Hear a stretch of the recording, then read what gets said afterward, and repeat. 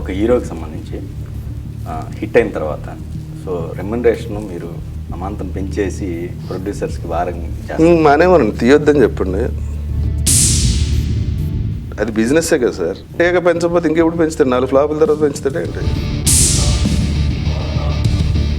4 ఫ్లాపులు వస్తే తగ్గిస్తారు కదా, మరి హిట్ వచ్చినప్పుడు పెంచాలి కదా. ఇండస్ట్రీలో ఏ బ్యాక్గ్రౌండ్ లేకుండా వచ్చా 2 నెలలు 3 నెలలు ఒక డైరెక్టర్ ఇంటి గేట్ బయట నుంచి రోజులు ఉన్నాయి రేషన్ కోసం. రవితేజ నాకు ఆర్టిస్ట్ కన్నా ముందు నుంచి ఫ్రెండ్ అండి. తర్వాత తనకు నేనే కాలుగడి పెళ్లి కూడా చేసింది. రవితేజ గారి దగ్గర కూడా కొన్నాళ్ళ వరకు చేసి ఏదో కొన్ని విభేదాలు రావటం వల్ల ఇండస్ట్రీ టాక్ ప్రకారం నేను అడుగుతున్నాను సార్, ఏదో మనీ విషయంలో మొన్న ఏదో ఎవడో వెబ్సైట్లో రాసి వచ్చింది. ఆ గణేష్ గడి ఏదో ఇంటర్వ్యూ ఇచ్చాడు, దాంట్లో ప్రొడ్యూసర్ కౌన్సిల్లో సన్మానం చేశారు. ఆ తర్వాత రవితేజ తీసాడు నన్ను. ఆ కొడితే కొట్టాలి 6 కొట్టాలి సాంగ్ అప్పుడు ఆయన ఇన్సిడెంట్ ఒకటి మర్చిపోలేనండి. ఆయనకి సాంగ్ చేస్తుంటే బ్యాక్ పెయిన్ వచ్చింది. ఆ పెయిన్తో వచ్చి ఆ రోజంతా షూటింగ్ చేశారు. సూపర్. ఆ నైట్ ఆయన్ని అమెరికా షిఫ్ట్ చేశారు.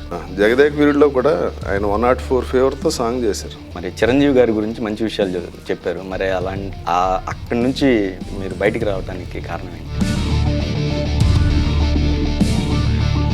నేను హీరోగా ఉన్నప్పుడు ట్రీట్మెంట్ ఎలా ఉంటుందో తెలుసు కదా మీరు. కారు తిరుక్కున్నాను, డోర్ తీసి అడగపోయినా బూస్ట్ ఇచ్చి, నేను మంచినీళ్ళు అడిగితే వెళ్ళదాడు సెట్లో. నా కుర్చీ కూడా ఇలా. అప్పుడు అర్థమైంది, ఓకే ఇప్పుడు మనిషికి ఇక్కడ వాల్యూ లేదు, సక్సెస్కి వాల్యూ అన్నది ఆ రోజు తెలిసింది. డ్రంక్ అండ్ డ్రైవ్ కేసులో మీరు పట్టుబట్టారు. నేను దొరకటం మంచి పని అయింది, నేను మందు మానేసి. శతమానం భవతి సార్ సినిమా మీరు చూస్తున్నటువంటి హీరో రాజ్ తరుణ్ గారు ఫస్ట్ కమిట్ అయ్యారు. 2 ప్రాజెక్టులు కూడా ఇమీడియట్గా క్యాన్సిల్ చేసుకున్నారు. ఎవరు? వేరే ఏ సార్ చెప్పండి, పర్లేదు. మొదలెట్టాక అవతలోడు కూడా అర్థం అవ్వాలి కదా చూసేటప్పుడు.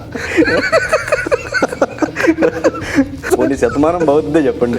శతమానం భవతి రాజు గారు నాకు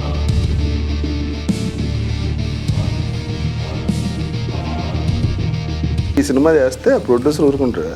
అల్లు అరవింద్ గారిది కూడా మధ్యలో ఇట్లానే అల్లు అరవింద్ గారిది అడ్వాన్స్ ఇచ్చారండి హీరోకి.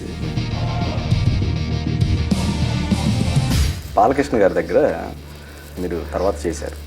ఏం చేశాను? శ్రీమన్నారాయణకి ఎగ్జిక్యూటివ్ ప్రొడ్యూసర్గా ప్రొడక్షన్ చేశాను. సో లాంగ్ రన్లో లేరు. కారణం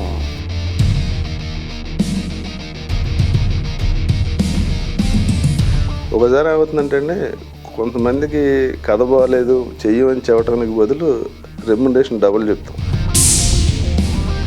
అలా అనుకుంటే కొన్ని కథల్ని అవి ఫ్లాప్ అవుతాయని ముందు తెలిసినప్పటికి కూడా మీరు ప్రాజెక్ట్ని ఓకే చేసిన సందర్భాలు కొన్ని ఉన్నాయంట. అలా ఎప్పుడు ఉండదు. అది మీరు ఒక సందర్భంలో చెప్పారు. ఆ సినిమా పేరు కూడా షాక్. అది రామ్ గోపాలవరం గారు కదా. ఒక్కోసారి ఏమవుతుందంటే అండి, హీరోకి కథ చెప్తారు, హీరోకి నచ్చదు. మీరు కథ చెప్పారు అనుకోండి, నచ్చదు, కానీ మీ దగ్గర అది ఎక్స్ప్రెస్ చేయడానికి లేదు. ఎందుకంటే రేపు పొద్దున్న మీరు పెద్ద డైరెక్టర్ అయ్యారు అనుకోండి, ప్రాబ్లం వస్తుంది. మీ దగ్గర సూపర్ అని చెప్పి నాకు ఫోన్ చేసి ఆ సినిమా మనం చేయట్లేదని చెప్తే నేను మిమ్మల్ని ఎలా డీల్ చేయాలి? నేను ప్రతి గుడిలో శనిదేవతకు పూజ చేస్తారు. ఒక బ్రాహ్మణ్ని పిలిచి ఆ నువ్వులు నూనె మనకి ఉన్న దరిద్రం అంతా అందులో పెట్టి ఆడికి దానం చేస్తారు. ఆడికి 100 రూపాయలు 2 కేజీలు బియ్యం ఇస్తారు. ఆడు ఎప్పుడు బక్కగా పాపం అలాగే ఉంటాడు. మన నెగిటివిటీ అంతా ఆడు తీసుకుంటాడు అనమాట. మా జాబ్ అటువంటి జాబ్. ఇప్పుడు హీరోకి నచ్చితే నేను ఆపటం వల్ల సినిమా ఆగదు సార్. హీరోకి నచ్చకపోతే నేను చెప్పడం వల్ల చేయటం జరగదు. డేట్లు చుట్టం మానేసాను. నా గురించి ఆయన మంచిగా చెప్పుకుంటాడు ఏంటి. సో నెగిటివ్గా ప్రయారిటీ ఉంటుందంట. ఎంత ఎక్కువ మంది ఎంత నెగిటివ్గా మాట్లాడుకుంటే మన పని మనం పర్ఫెక్ట్గా చేస్తున్నట్లకి. సార్ ఊపిరి టైటిల్ విషయంలో మీకు పీవీపీకి మధ్య విభేదాలు ఏంటి? జూనియర్ ఆర్టిస్ట్ అనుకున్నారా ఏంటి? ఎవడరా మీకు నా పేరు చెప్పింది? ఇక్కడ రవితేజ దగ్గర ఉన్నప్పుడు మన సెట్కి వెళ్తే రవితేజలా చూసేవారు. ఇప్పుడు శివుడి మెడలో పాము ఉందనుకోండి సార్, రోజు దండం పెట్టి పాలు పోస్తాం.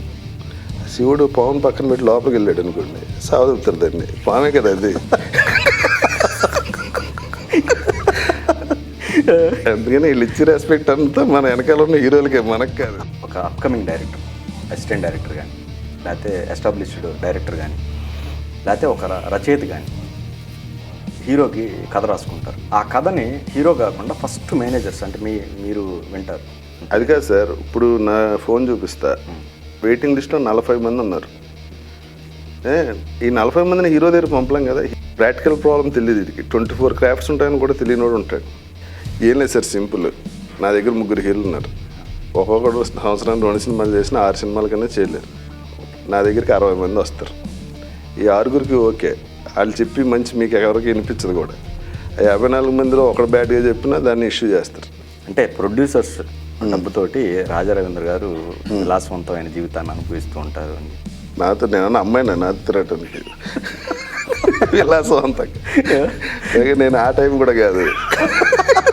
రాజా రవీంద్ర గారు నోరు తెరిచి నిజాలు చెప్తే ఇండస్ట్రీలో చాలామందికి సంబంధించిన జాతకాలు బయటకు వస్తాయి అని చెప్పేసి. ఇప్పుడు ఏంటి రేటింగ్ కోసం ఏమని చెప్పాలా? చెప్పండి సార్. నేను చిరంజీవి గారి దగ్గరికి వెళ్తా, బాలకృష్ణ గారి దగ్గరికి వెళ్తా, వెంకటేష్ బాబు, సురేష్ బాబు, దిల్ రాజు, సి కళ్యాణ్, బెల్లం